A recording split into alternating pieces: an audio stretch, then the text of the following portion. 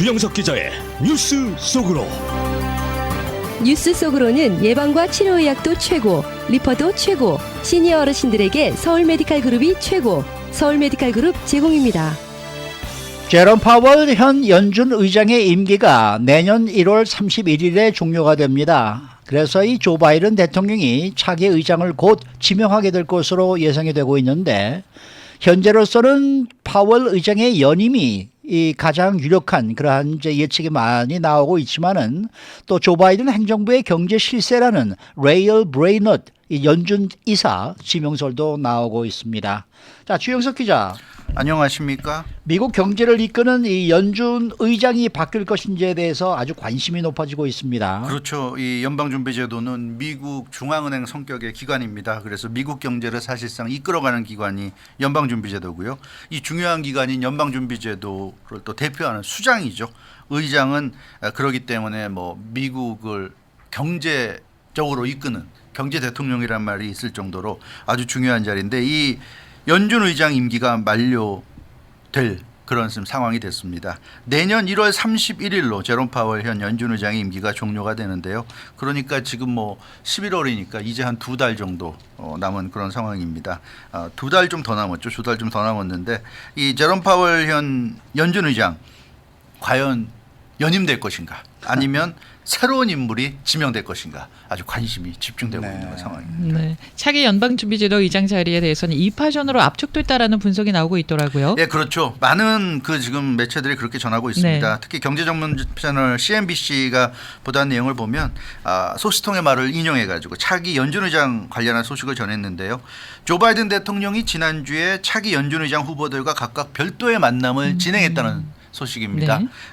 그러니까 2명을 만났는데 함께 만난 게 아니라 따로따로 이렇게 만난 거죠. 그래서 2명의 후보를 만난 이유는 면담을 하면서 여러 가지 얘기를 나누는. 그러니까 보통 사람을 고용하기 전에 미국에서는 인터뷰를 하잖아요. 네. 그 인터뷰 자리였던 것으로 이렇게 나타났습니다. 그러니까 보통 인터뷰까지 하고 할 정도면 디시전이 임박한 거잖아요. 그렇죠. 인터뷰하고 나면 결정을 해야죠. 둘 중에 누가 낫다는 걸. 그러니까 이제는 조만간 조 바이든 대통령의 선택이 내려질 것으로 보여지는데, 조 바이든 대통령이 만난 두 사람은 바로 제롬 파월 현 의장과 레이얼 브레이너드 현 연준 이사입니다. 그래서 이 두 사람이 지금 차기 연준 의장 후보로 압축됐다, 이렇게 CNBC는 전했고요. 물론 조 바이든 대통령과 이 두 사람의 면담 결과는 당연히 알려지지 않았습니다. 결과를 알면 당연히 우리가 누가 될 건지 아는 거니까 이건 당연히 알려지지 않았고요. 그렇지만 이제 면담이 진행됐기 때문에, 인터뷰까지 했기 때문에 조만간 차기 연준 의장 지명자가 발표될 것으로 그렇게 전망이 됩니다. 네, 그러면 이 두 사람 외에 다른 사람은 지금 뭐 가능성이 없는 거예요? 없는 것 같아요. 그동안 시장에서는 차기 연준 의장 자리를 놓고 3파전이 예상됐습니다. 현 제롬 파월 의장 연임, 그리고 레이얼 브레이너드 이사 지명, 그리고 이 두 사람이 아닌 제3자, 이렇게 세 가지 옵션을 놓고 그동안 이제 시장에서는 갑론을박이 벌어졌는데, 이제는 사실상 이제 제3자가 나타날 가능성은 사라졌다.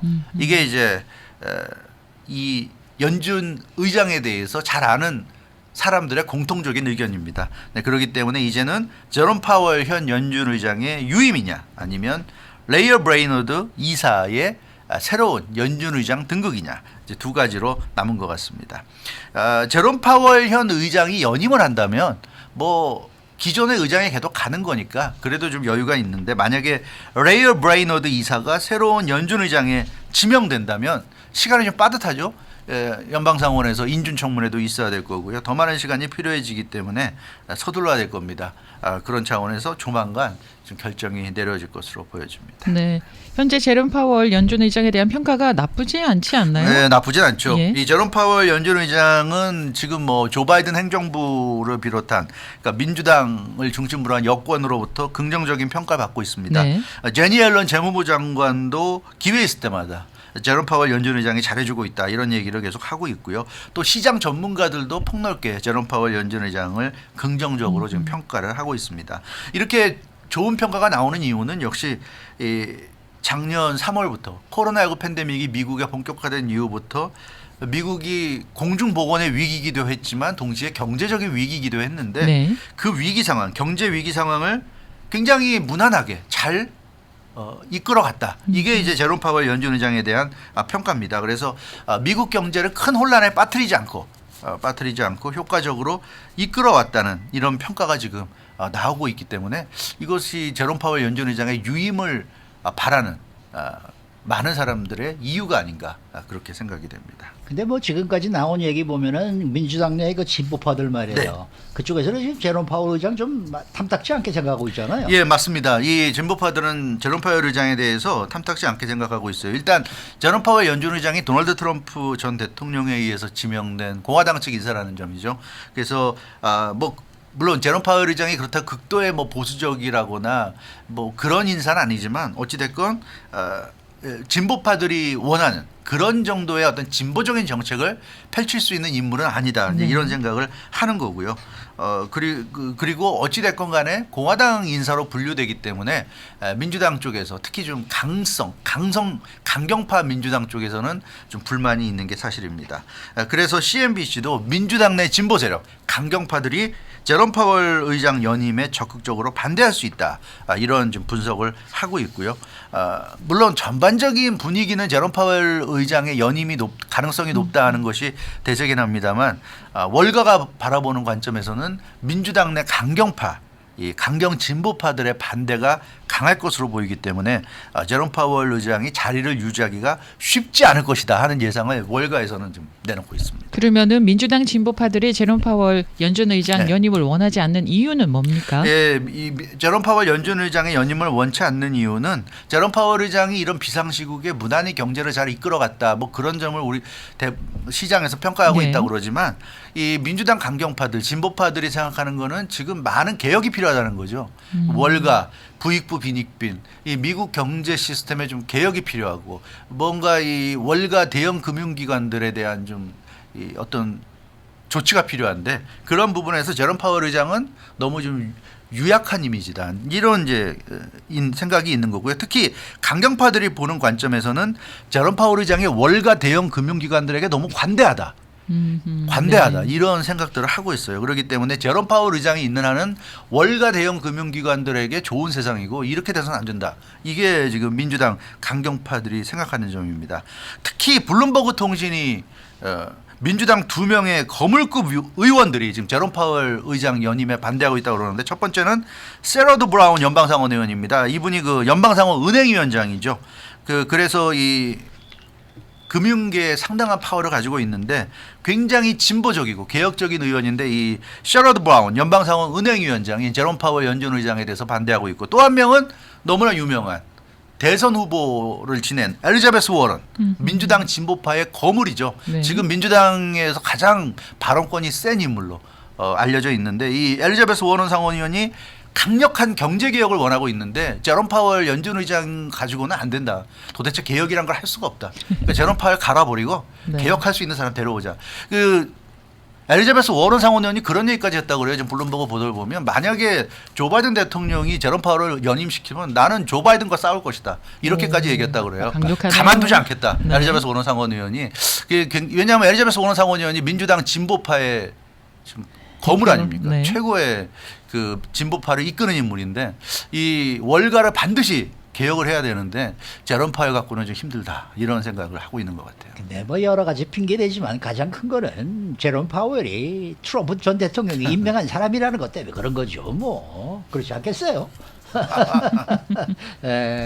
맞습니다. 아무래도 그게 그 좀 높은 작용을 정도로, 하고 있는 것 같아요. 그래서 월가의 한 관계자는 그러니까 트럼프 대통령이 지명했다는 단 하나의 이유가 그게 아니라 그게 이제 상징하는 게 있는 거죠. 그게 상징하는 게 뭐냐면 제롬 파월 의장 체제의 연준은 그러니까 트럼프 대통령 시절의 연준이다. 그런 생각이 있는 거죠. 그러니까 제롬 파월 연준 의장이 트럼프 대통령이 지명한 사람이지만 지명해서 이제 연준 의장에 오른 사람이지만 어찌됐건 제롬 파월 의장 자체는 그렇게 보수적이고 그렇게 공화당에 치우친 인물은 아니지만 이 제롬 파월 의장이 이끄는 연준의 그 내부 구성은 완전히 공화당 일색이다. 이런 생각들을 하고 있습니다. 따라서 연준에 민주당 사람이 없다는 게 굉장히 지금 민주당 컴플렉스가 심하다고 월가의 한 관계자가 지금 지적을 하고 있고요.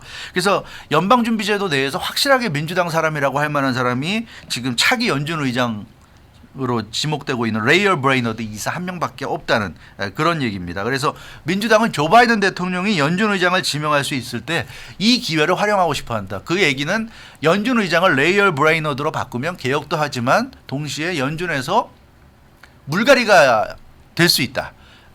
수장이 일단 민주당 쪽 사람이 수장이 되면 그 밑에 있는 사람들도 민주당 쪽 사람들이 여러 자리에 이제 들어갈 수 있는 그런 가능성이 있어서 확실한 민주당 성향 인물을 연방준비제도의 의장으로 삼고 싶어하는 그런 생각도 분명히 있는 것 같습니다. 그러면은 조 바이든 대통령과 민주당 측이 연준 의장을 바꾼다면은 그게 미국 경제에 이득이 될지 안 될지는 우리가 아직은 알 수가 그렇죠. 없잖아요. 사실 우리는 뭐 민주당이고 공화당이 중요한 게 아니라 그렇죠. 이 경제 전체를 바라보는 관점에서 누가 되는 게 좋은 것이냐 이런 걸 생각해 봐야 되는데 큰 틀에서 보면 사실 제롬 파월 연준 의장이나 레이얼 브레이너드 연준 이사가 비슷합니다. 비슷한 네. 사람들입니다. 그러니까 경기 판단, 통화 정책 방향 등에서 관점이 참 비슷해요. 두 사람 모두 그러니까 경제 회복이 앞으로 쉽게 이루어지지 않는다. 경제 회복까지는 갈 길이 상당히 멀다 하는 공통된 인식을 갖고 있습니다.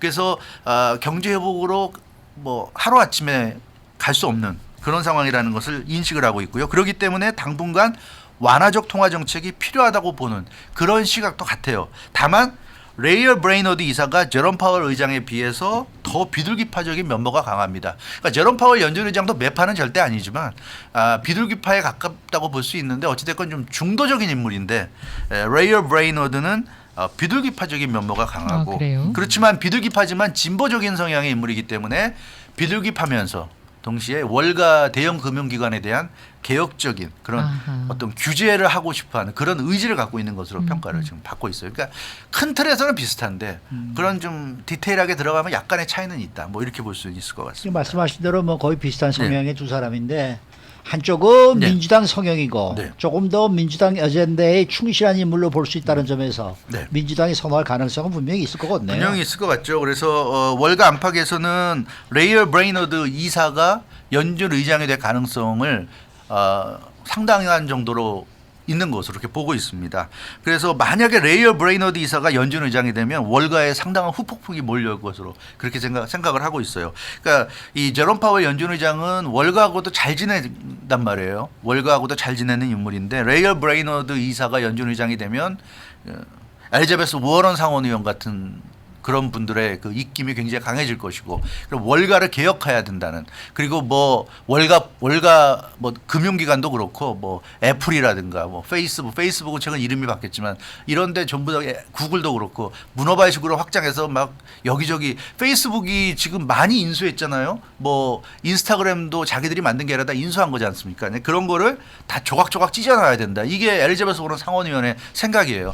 그런 그 빅텍 들이 너무 파워가 세졌기 때문에 지금 미국 경제가 문제다. 그래서 원래대로 돌아가게 해줘야 된다. 자기 자리를 찾아가게 해야 된다. 이게 엘리자베스 워런 상원의원 생각인데 그렇게 되면 이제 큰 폭풍이 일어나는 것 아니냐. 이걸 월가는 좀 두려워하고 있는 것 같습니다. 그런데 사실은 그런 정치적인 어젠다도 있지만 우리 같은 일반 시민들 입장에서 볼 때는 가장 중요한 게 인플레이션 아닙니까? 그렇죠. 인플레이션인데 과연 인플레이션을 잡을 수 있는 정책을 내놓을 수 있을 것인가? 만약에 연준 의장이 바뀐다면 레이얼 브레이너드 이사가 대표적인 비둘기파인데요. 그러니까 이 비둘기파라는 것은 이렇게 이 인플레이션을 잡기 위해서 강력하게 뭐 관여하고 정책적인 실현을 하고 이런 부분을 좀 꺼리는 경향이 강하죠. 비둘기파들은. 그런 점에서 이 인플레이션을 잡기 위한 노력에 소극적으로 지금 연준이 나가는 것 아니냐는 그런 우려도 있고 그렇기 때문에 하여튼 여러 가지로 지금 변수가 많은 것 같고요. 우리가 그런 얘기 있잖아요. 전쟁 중에는 장수로 바꾸지 않는다 이런 얘기도 있는데 과연 조 바이든 대통령이 아직 코로나19 팬데믹이 완전히 극복되지 않은 상황에서 제롬 파월 연준 의장을 바꿀런지 좀 궁금한 그런 상황입니다. 네, 그런데 한 가지 변수가 생기면서 제롬 파월 연준 의장 연임에 청신호가 켜졌다 뭐 이런 얘기가 있어요. 그거 무슨 얘기입니까? 이 얘기가 무슨 얘기냐면 그 랜들 퀼스 현 연준 부의장입니다. 그러니까 제롬 파월 의장 바로 밑에 있는 인물이 랜들 퀼스 부의장인데 이분이 이틀 전에 전격 사임 의사를 밝혔습니다. 이 사람도 도널드 트럼프 전 대통령이 지명해서 이 부의장에 오른 사람인데요.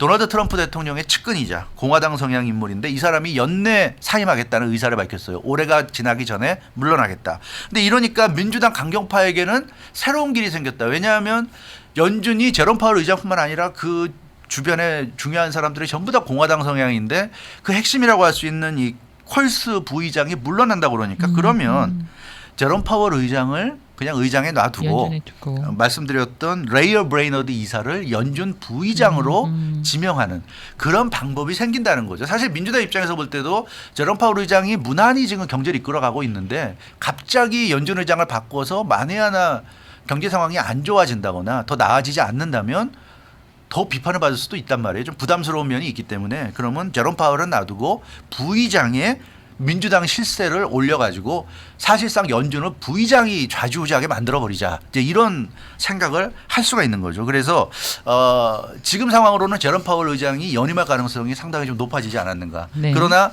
부의장에 레이어 브레이너드 이사가 올라간다면 이제 연준은 사실상 브레이너드 이사가 실세가 돼서 좌지우지하는 그런 체제로 갈 가능성도 있다 이렇게 생각이 드는데요. 아무튼 이 민주당 내에서도 이 강경 진보파가 강력히 조 바이든 대통령을 지금 푸시하고 압박하고 있는데 어떤 상황이 될지 모르겠습니다. 우리처럼 뉴스 읽는 사람들은 이름이 좀 짧을수록 좋습니다. 수고 많으셨습니다. 주영석 기자였습니다.